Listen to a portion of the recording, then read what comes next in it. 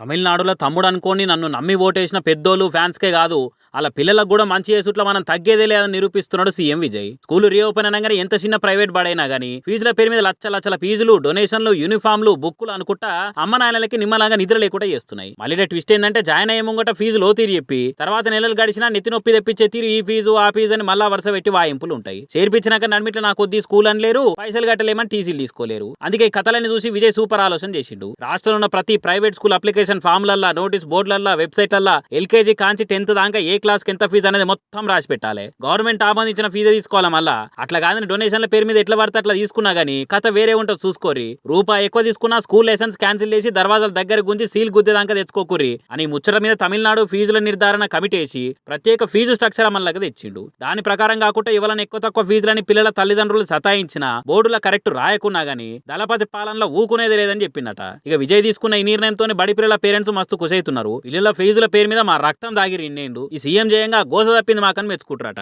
కానీ ఇటువంటి సిస్టము అన్ని రాష్ట్రాలు వస్తే ఎంత మంచిగా ఉండో కాదు. సరే ఇటువంటి ముచ్చట్లు మస్తు ముంగట ఎక్స్కుందాగా మీరైతే మన ఛానల్ సబ్స్క్రైబ్ చేయరు.